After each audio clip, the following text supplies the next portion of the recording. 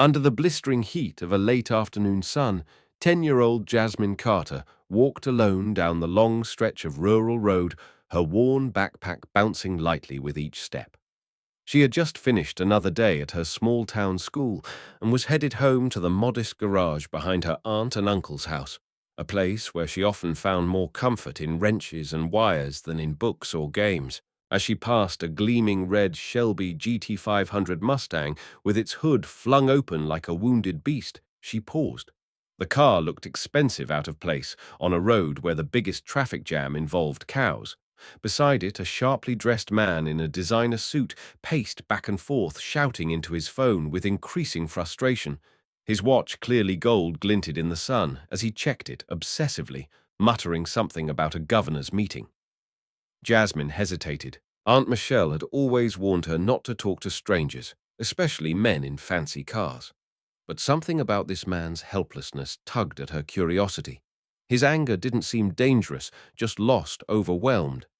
Adjusting the strap of her backpack, she approached slowly and called out, "Excuse me, sir. Do you need help with your car?" Logan Brooks, CEO of the Brooks Corporation and one of Boston's most powerful real estate magnates, turned around with a startled expression.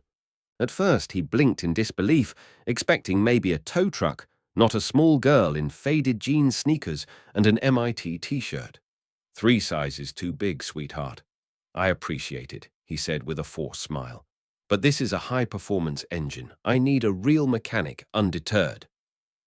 Jasmine gave a casual shrug and stepped closer. "My Uncle Derek's a mechanic. He's been teaching me about engines since I could walk. I might be able to help." Before Logan could object, she dropped her backpack, unzipped a side pocket, and pulled out a small metal case, her personalized emergency toolkit. She peered under the hood with the kind of focused calmness usually reserved for seasoned professionals. "When did the problem start?" she asked. Logan rubbed the back of his neck and sighed. "About 40 minutes ago. It overheated and died. I think I smelled something sweet, like syrup." Jasmine raised her eyebrows knowingly and pointed to a small puddle beneath the car. "Coolant leak," she said. "That's what overheated the engine." As Jasmine worked with precision and speed, sealing the leak temporarily with heat-resistant tape and instructing him to refill the coolant. Logan watched her closely. There was something familiar about her, the way her brow furrowed as she concentrated, the way her hands moved confidently across the engine. She wasn't just mimicking what she had seen. She understood it. When she lifted her hand to brush her braids away from her face, Logan's eyes locked onto something that made his heart stop. On her finger was a ring, an antique gold band holding a green emerald, its brilliance dulled only by the years it had traveled. But Logan recognized it instantly, the crescent-shaped imperfection within the gem. It was unmistakable. He took a slow breath and tried to speak casually. "That's a beautiful ring," he said, his voice cracking slightly. Jasmine looked down. "It was my mum's, well, my adoptive mum's. She passed away last year. She always said it was from someone very important, told me to keep it safe." Logan's mind raced. Years ago, before Bright Futures orphanage mysteriously shut down, he had visited the children there as part of a philanthropic effort, and he remembered a promise made to a little girl with bright eyes and gentle hands. He had given her that very ring, swearing he'd come back for her, but he never did. Life ambition and family secrets had buried that vow until this very moment, and now here she was standing before him, fixing his car like it was fate's way of keeping him accountable. Trying to maintain his composure, Logan offered to give Jasmine a ride home, and she hesitated for a second before nodding. During the short drive, he asked questions that seemed casual, but each answer confirmed the truth unraveling inside him. Jasmine Carter, this brave, bright girl with a toolkit and a spark in her eyes, was the same child he had once promised to protect. As he dropped her off in front of a modest home with a worn white fence and a blooming garden of marigolds, she waved politely and thanked him. Logan handed her his business card with a trembling hand.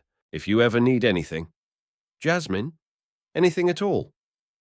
Call me." She looked at him with curiosity, tucked the card into her backpack, and ran up the steps. Logan sat motionless in his car, staring at the ring on her finger glinting in the fading sunlight. A promise long buried had just resurfaced, bringing with it a tidal wave of secrets, guilt, and an unexpected chance for redemption. As Logan Brooks drove through the quiet outskirts of town, the hum of the Mustang's engine was the only sound between him and the 10-year-old girl seated beside him. Jasmine Carter, hands folded neatly in her lap, stared out the window, unaware of the storm that was building inside her driver. Logan stole glances at the emerald ring on her finger every few seconds, his grip on the steering wheel tightening with each look. He needed answers now more than ever. "So, Jasmine," he began, carefully masking his nerves behind a casual tone, "have you lived around here your whole life?" She nodded. "Since I was 3. Before that, I was in an orphanage called Bright Futures, but it closed down. My adoptive mum, Rachel, brought me here." The name of the orphanage hit Logan like a slap across the face. Bright Futures, his father's company, Brooks' development group, had quietly acquired the property over a decade ago under the guise of financial mismanagement. It had been his first major project as heir apparent, and he had never thought to question it, Rachel, Logan repeated softly. "She sounds like she was a good mom." Jasmine's expression softened with memory. "She was the best. She was a nurse. She always said I was special, even when no one else saw it. She died last year. Car accident. People said the brakes failed, but Uncle Derek thought it was strange. She was always so careful." Logan's stomach turned. He remembered reading something about the incident in passing. Back then he hadn't connected the name or the location, but now every detail felt calculated, deliberate. A nurse who had taken a child from an orphanage the company wanted, gone, a suspicious death. And now the child in question was sitting in his car, with the very ring that symbolized a long-buried promise glittering on her small hand. "Your aunt and uncle must take good care of you," he said, forcing a smile. Jasmine nodded again. "Aunt Michelle is kind, and Uncle Derek teaches me everything about cars. He says I see machines, the way some people see music. Like I understand their language." As they pulled up to a modest but well-kept house with a rust-colored roof and garden gnomes standing proudly in the front yard, Jasmine unbuckled her seatbelt. Before she stepped out, she paused, then reached into her backpack and pulled out a small yellowed envelope. "This was from Rachel," she said. "She told Aunt Michelle to give it to me when I was older, or if someone from the Brooks family ever showed up." Logan stared at the envelope, his name scrawled faintly across the seal. Did she say what was inside? Jasmine shook her head. Only that it had answers. Her voice trembled slightly, and Logan knew better than to push. She tucked the envelope back into her bag and stepped out of the car, turning to give him one final wave. "Thank you for the ride, Mr. Brooks." He nodded, his throat too tight to speak, and watched her disappear through the front door. Back in his apartment that evening, Logan sat at his desk, unable to focus on anything except the memory of that ring and the envelope. He retrieved an old file box from a locked cabinet and began digging through records his father had insisted be kept out of the company's official archives. Hidden among the real estate paperwork were acquisition forms for Bright Futures Orphanage, stamped with red flags, property of strategic interest. Do not disclose, Project Prometheus, special children. Logan's breath caught Project Prometheus. It was supposed to be just a code name for research into alternative education funding. At least that's what he had believed. But beneath those documents was a list of names, children marked as high potential. And one of those names was circled in red: Jasmine Carter. Next to it, a handwritten note: special case, contact HBHB Henry Brooks, his father. When Logan's private investigator, Caleb Rhodes, returned his urgent call, the conversation confirmed what Logan feared. Rachel Carter's death wasn't just an accident. Caleb reported brake lines were tampered with. No fingerprints, clean job and adoption records. Wiped. There's no official record that Jasmine was ever at Bright Futures. Logan leaned back in his chair, stunned. Everything he had just learned pointed to a much deeper web of deception. His father had gone to extraordinary lengths to hide the truth, not just about the orphanage, but about what they had done to the children there. And now somehow Jasmine held a piece of it all. That ring wasn't just a forgotten token from the past. It was a key. Later that night, Logan stared at a photo he had taken of Jasmine's hand while pretending to show her how to use a phone camera. Enlarged on his screen, the emerald gleamed, but now he saw what he had missed before a nearly invisible seam at the base of the stone. He quickly retrieved the original purchase records for the ring, something his assistant had archived out of sentiment years ago.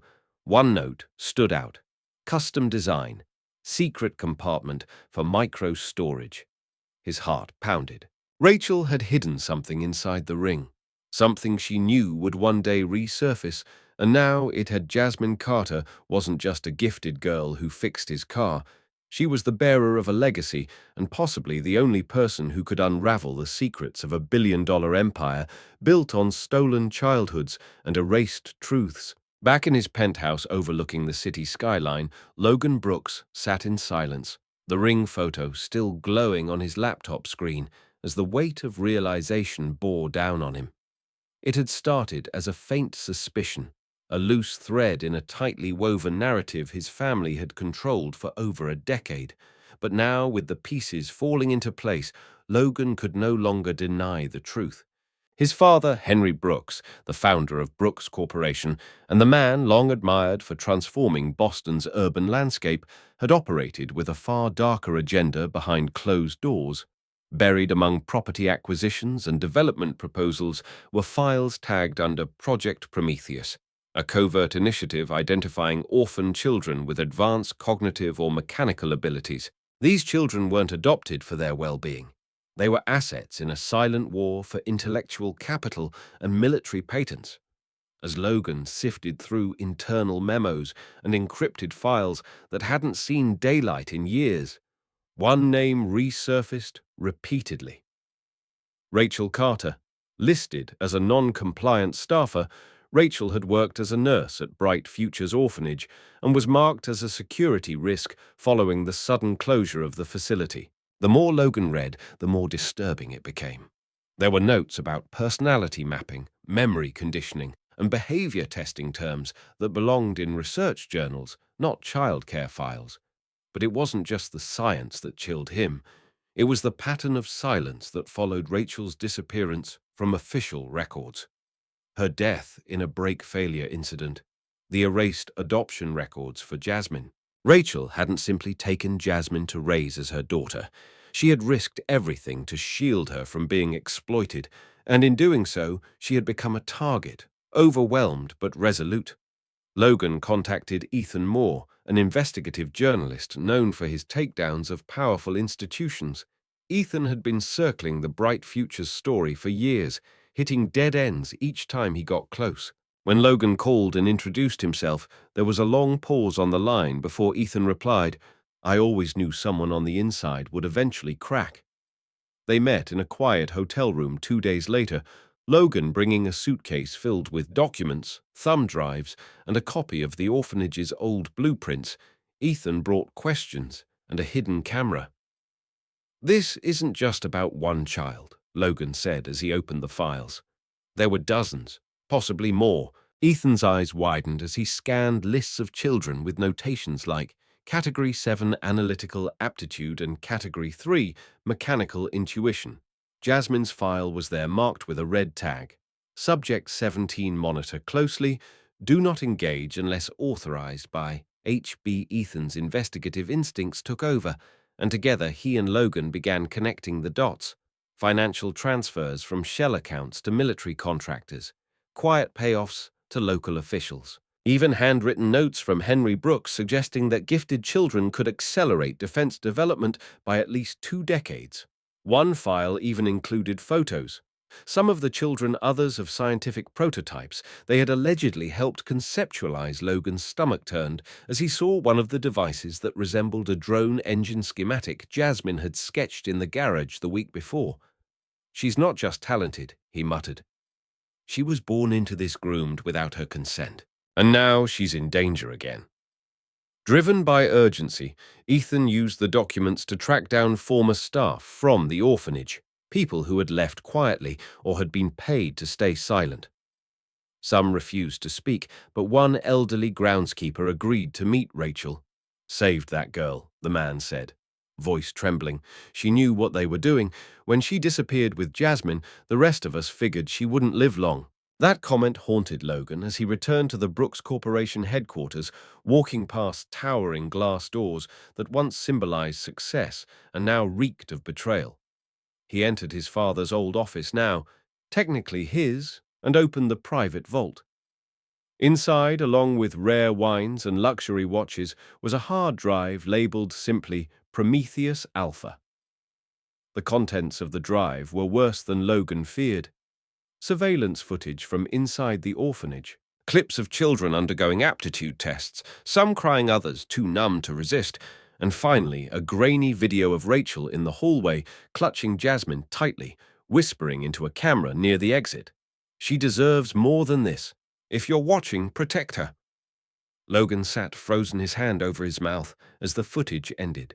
Rachel had known she might not survive, and now Logan understood why. His family hadn't just funded unethical science, they had orchestrated it, controlled it, and silenced anyone who resisted.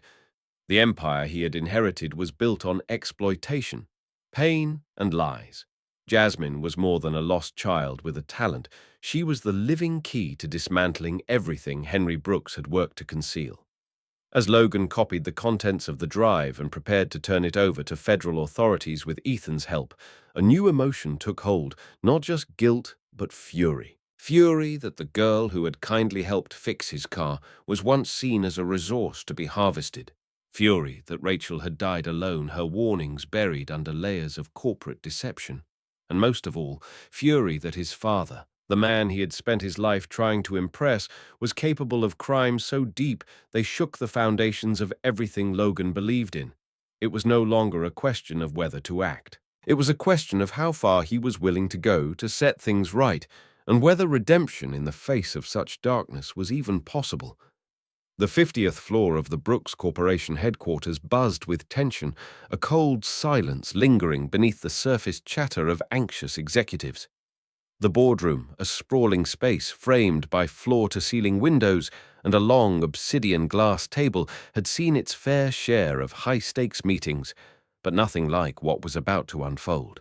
Henry Brooks, now retired, but still the imposing shadow behind the company's power, sat at the head of the table, his expression a mask of irritation. "Where is Logan?" he demanded, slamming a palm on the table. This meeting was supposed to begin 15 minutes ago. Just as the words left his mouth, the massive double doors swung open. Logan entered calm and composed, followed closely by Ethan Moore, a quiet woman in a government-issued suit, and to everyone's surprise, a young girl, Jasmine Carter. She stood tall despite her age, her braids neat, her gaze unwavering. Henry's eyes narrowed. "What is this?" he asked, voice laced with suspicion. Logan took his seat without responding. "Everyone, this is Claire Bennett from the Department of Justice. She's here because there are questions that need answers about Project Prometheus, about bright futures, and about you." Father murmurs erupted around the room. Henry leaned forward. "Be very careful what you say next." Jasmine stepped forward, slowly removing the emerald ring from her finger. All eyes turned to her. "This ring," she said softly, "was a gift, but it was also a key." With deliberate movements, she twisted the gem, revealing a hidden compartment. From within it, she withdrew a tiny silver data chip and handed it to Claire Bennett. Ethan set his laptop on the table, connecting it to the room's presentation screen. A live broadcast flickered to life, streaming directly to thousands of viewers across social media platforms, courtesy of Ethan's network. "This isn't just for this boardroom," he said. "It's for everyone who deserves to know the truth." The screen came alive with damning footage, surveillance clips from Bright Futures Orphanage, confidential memos signed by Henry Brooks, and testimony from former staff who had been too afraid to speak. The air grew thick with disbelief and horror as the true scope of Project Prometheus was laid bare. children identified for their unique talents, subjected to covert testing and strategically placed or silenced. A memo appeared on screen, Henry's own handwriting, noting Jasmine as Subject 17 Priority Intelligence Asset. Federal agents, having waited outside until the evidence was displayed, entered the room with sharp efficiency. Henry Brooks, you are under arrest for conspiracy, child endangerment, unlawful human experimentation, obstruction of justice, and more counts than you can count on both hands, Claire said, her voice echoing in the silent room. Henry stood frozen for a moment, then lunged for the documents on the table, only to be restrained immediately. As he was cuffed, Henry looked at Jasmine for the first time with real focus. You're just a child, he muttered. Jasmine stepped forward, standing just beyond his reach. Her voice, though soft, carried across the room like a bell ringing in still air. Broken machines can be fixed, she said. But broken people need to fix themselves. The words landed with such finality that even the agents paused. Henry, for the first time, had no clever retort, only a hollow silence. The agents escorted him out of the room, past the executives who had once idolized him. Some turned their faces away. Others followed with hollow stares, the weight of complicity dawning on them in real time. Jasmine returned to her seat beside Logan, who reached out and gently placed a hand over hers. In the hours that followed, the broadcast went viral. News stations picked up the live stream anchors, calling it one of the most explosive corporate exposés in recent history. Protests erupted outside the Brooks headquarters. Whistleblowers came forward from other departments, and parents across the country demanded to know if their adopted children had once been listed as assets in a billion-dollar empire of manipulation. Inside the Department of Justice, investigators began opening cold cases tied to other closed facilities previously purchased by the Brooks Corporation.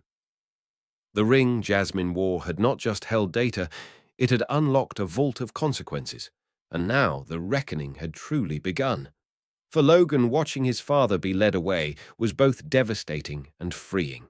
He had lost his family's legacy, but he had found his purpose. Ethan, camera still recording, turned to Jasmine after the agents left and asked, "How did it feel standing up to him?" Jasmine looked out the window for a moment before replying, "Like fixing something that should have been fixed a long time ago." She turned back to Logan. "Now what?" He met her gaze. "Now we rebuild," he said. "Not just buildings, but the truth. A new future." The room emptied slowly, but the imprint of what had happened lingered in the air. Raw, powerful, irreversible. Justice had been delivered, and in its wake, hope had quietly begun to rise. 5 years had passed since that unforgettable day on the 50th floor, the day Jasmine Carter, a 10-year-old girl with an emerald ring and nerves of steel, helped bring down one of the most powerful corporate empires in the country. Now, 15. Jasmine stood in the central atrium of the Carter Innovation Center, a vibrant campus of glass-paneled labs, buzzing workshops and sunlit classrooms built on the very grounds where the Bright Futures orphanage once stood, where neglect and secrecy had once flourished, now bloomed opportunity and transformation. Students from underserved communities across the country filled the halls, some tinkering with robotics, others writing code, many just finding confidence in their own creativity. Jasmine had become more than a survivor of the past. She had become the architect of a better future. Each morning she walked the grounds with a quiet sense of pride. Teachers paused to greet her. Students whispered her name with awe and respect. And though she was still so young, Jasmine carried the wisdom of someone who had lived through things most adults never would. She'd already published 2 patents, was working on a 3rd, and had become a mentor to dozens of gifted youth. "The wiring in the East Wing's prototype lab needs a reroute," she remarked casually one morning, pointing to a circuit blueprint. Another team had been puzzling over for weeks. That was Jasmine able to see problems before they emerged and solve them with intuition that bordered on brilliance. But she never sought praise. Instead, she pointed every success back to those who believed in her: Rachel, Aunt Michelle, Uncle Derek, and even Logan Brooks. Logan, no longer dressed in tailored suits or chauffeured in sleek cars, now worked quietly in the background of the movement Jasmine had ignited. After the scandal, he had donated every penny of his personal fortune to establish the Phoenix Project, a non-profit organization dedicated to finding and nurturing young talents across the country. The catch: there were no contracts, no hidden agendas, no corporate ownership of ideas, just mentorship funding and the promise of integrity. Logan had traded his empire for redemption, and though the road had not been easy, he never looked back. He visited the Carter Center, often, usually in jeans and a rolled-up shirt, laughing with students and marveling at their ideas. When people asked what he did now, he would simply say, "I work for the future." One spring afternoon, Jasmine found a letter waiting on her desk, stamped with a familiar seal, Office of the U.S. Attorney. She opened it slowly, recognizing the handwriting at once. It was from Victoria Brooks, Henry's estranged daughter, who had left the family name behind after the scandal and now worked as a federal prosecutor. Her words were both sobering and hopeful. "Jasmine," the letter read, "thanks to your testimony and the evidence you preserved, we've uncovered 5 more orphanages operating under similar models. We've identified 37 children who were part of those programs, some still struggling, others unaware of their pasts. Because of you, we've been able to start the process of healing, and many of these children would love to meet the girl who helped save them." Jasmine stared at the paper for a long time, tears rising silently to the surface. The ring on her finger, once a symbol of secrecy and pain, now glowed with something else entirely: justice, purpose, and legacy. That evening, Jasmine read the letter aloud to Logan, Aunt Michelle, and Uncle Derek as they sat in the garden outside the center. None of them spoke for several moments afterward. The silence was sacred, filled with the weight of everything they had endured and the beauty of what they had created together. "Rachel would be proud," Michelle whispered. Jasmine nodded. She always believed in second chances for people and for the world. As the sun dipped below the horizon, students filtered out into the yard, chasing fireflies, their laughter echoing across the grounds. The Carter Innovation Center glowed softly behind them, standing as both monument and promise that brilliance could be found anywhere, that no gift should ever be buried, and that courage, especially from someone so small, could change the course of history. Meanwhile, in a modest federal building in Washington, Victoria Brooks looked at her own reflection in the office window. The name Brooks had been a burden for years, but watching what Jasmine had become gave her a new kind of strength. She had begun working on a new bill, the Prometheus Prevention Act, aimed at closing the legal loopholes that had once allowed her father to operate unchecked. Jasmine's courage had sparked a movement far beyond the orphanage. It had become a revolution of thought about ethics, justice, and the responsibility we owe to our most vulnerable. Across the country, programs modeled after the Phoenix Project were taking root in cities big and small, and Logan and Jasmine were invited to speak at schools, universities, and even Congress. But neither sought the spotlight. They were builders now, quiet architects of something bigger. On the anniversary of the Carter Center's founding, a new sign was unveiled at the main entrance. It read, "Every talent deserves to flourish. Every child deserves freedom." And below it, in small letters, the name Rachel Carter was etched into stone. That night, standing in the moonlit courtyard, Jasmine placed a single sunflower at the base of the plaque and whispered, "We did it," behind her. Logan smiled, hands in his pockets, as a group of students debated the best way to turn solar energy into portable electricity for shelters. A new generation was rising, not burdened by the past, but empowered by it. The ashes of exploitation had become the soil for something extraordinary, and Jasmine Carter was no longer just the girl with the ring. She was the future in full bloom. If this story moved you, inspired you, or opened your eyes to the power of truth, courage, and redemption, we invite you to join our community here at Deep Inside HQ.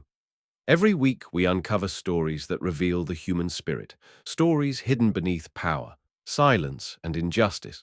Subscribe now to never miss a moment that could change how you see the world. Like, share, and comment below to tell us what part of Jasmine's journey resonated most with you. Your voice matters, and together we can amplify stories that deserve to be heard.